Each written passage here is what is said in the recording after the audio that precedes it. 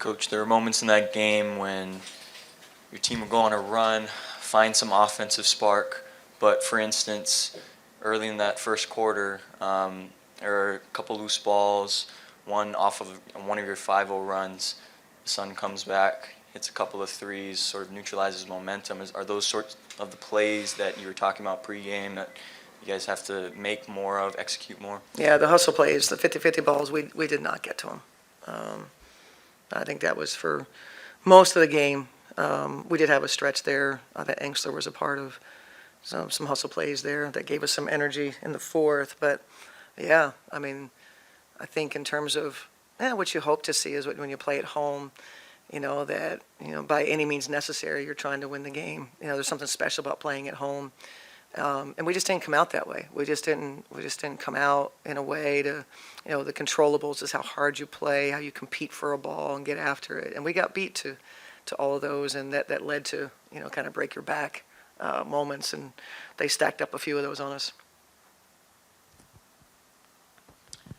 Coach, you mentioned the points in the paint being a problem last time you faced Connecticut in pregame, and I believe that total was cut in half tonight. They also shot very well from three, but I'm just curious if there's anything you were able to do to sort of push them more outside, or if it was just a matter of they were hitting, so they would just kept pulling. No, so that the paint was still a problem for us. Even though that how many times did they get 1 to 5 feet on drives that created their outside shots? So they were straight line driving us every possession, multiple times. We'd fouled them, right? And so 29 free throws. So we were just not in a space where we kept them from their will, to get to that 1 to 5 feet, and then they made passes, and Hayes made some, they had a really good first quarter, but our second quarter defense was a little better.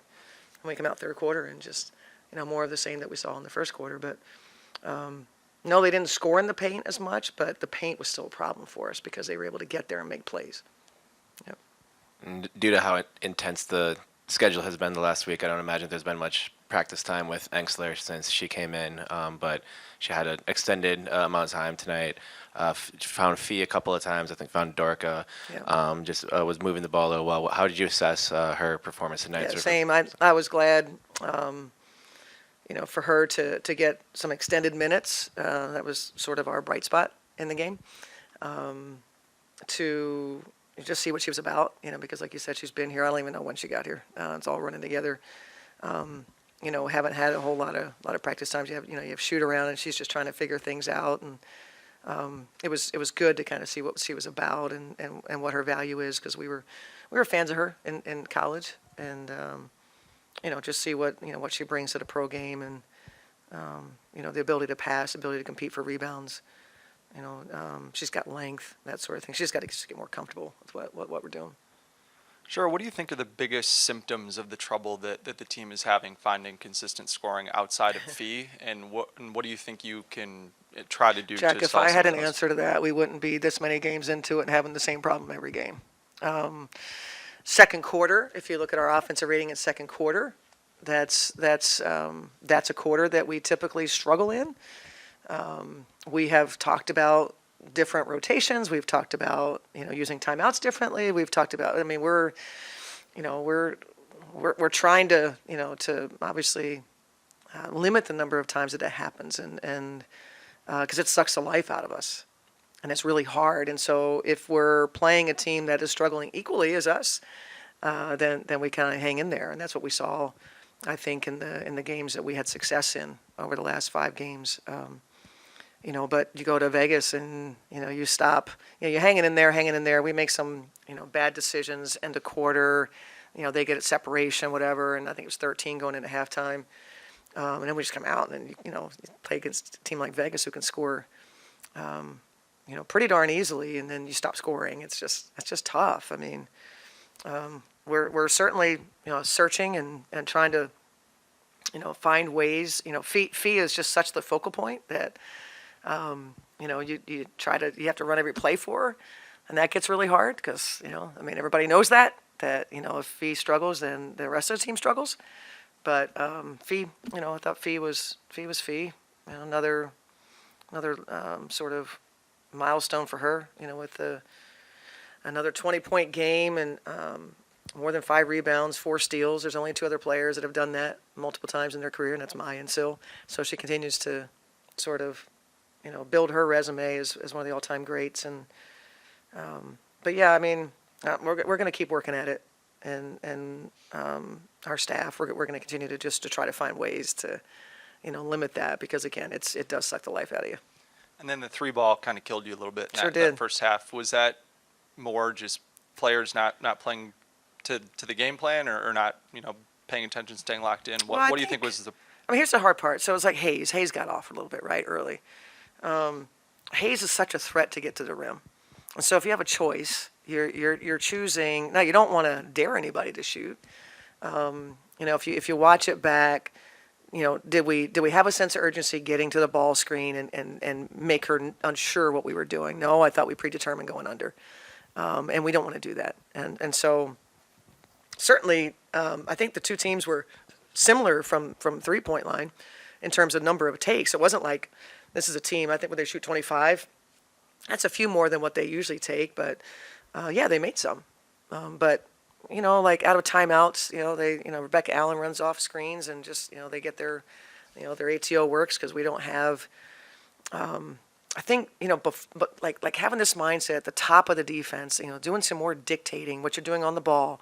The ball had to get passed a few times before it got to the play. Being disruptive, we sort of lack that. And so the 3 balls where there's penetration and kickouts, those are the hardest ones. They're the hardest ones, and it's something we would like to do. But they have players that can really get to the rim. Hayes is really good. We talked about Carrington. Like she's really helpful to them, and but she's number 2 on the team in getting 1 to 5 feet, and then she made what she make 1 3 or a couple threes, yeah. So I don't know that we necessarily were saying we don't care if they shoot the 3. We wanted them certainly to be a little harder, but just overall, we just like to be harder to play against, especially here at home. And then on a brighter note, Lindsay Allen was very good again tonight for the 4th, 5th consecutive game. Just what have you been most pleased with what you've seen from her, and what do you hope to continue to see from her? Well, games like today, opponents like today, I should say, you need LA. We need Tiff. Maybe we ought to look at Tiff getting more back to the 2. As LA has grown a little bit this season. LA can get places, as you can see. She can play pick and roll. She's one of my few guards that can actually play pick and roll game. And that's such a vital component to what most teams like to do. And so her reads, her unselfishness, her decision of when to shoot. Yeah, she's probably a little tired there, and she jacked up a kind of a weird shot there at the end, but she's just pretty tired, pretty gassed. But overall, her field goal percentage is probably the reason why people don't guard her. I think she's in the 20s. She's a much better player than that, and so hopefully she'll continue to grow and take the shots that she knows that she can make, that she's good at, and try to live in that space. But LA's energy and her defense and her knowledge of what to run is pretty good.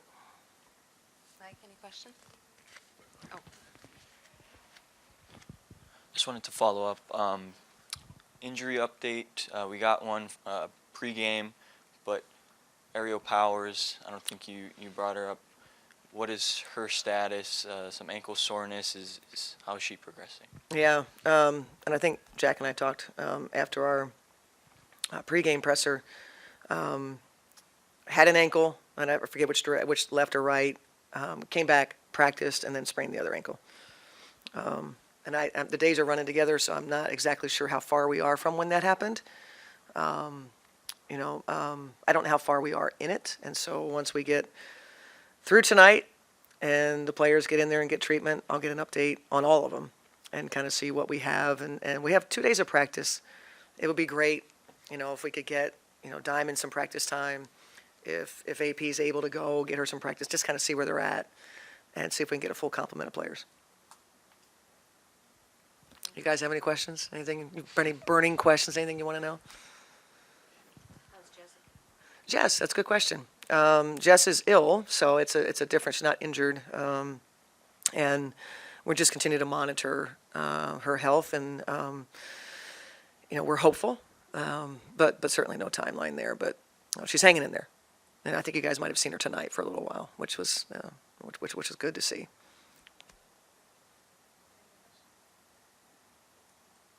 You had your chance. Oh, we appreciate that. Yeah, we appreciate the heck out of you guys, and that's what we just talked about too. Is our fan base. We have a lot of fans that have been there from the beginning, and you guys are, you come out and we've had ups and downs, right? As a franchise, real fans are there through it all. So we certainly appreciate that, and but we want to do better. We want to play better at home. So thank you. I appreciate that.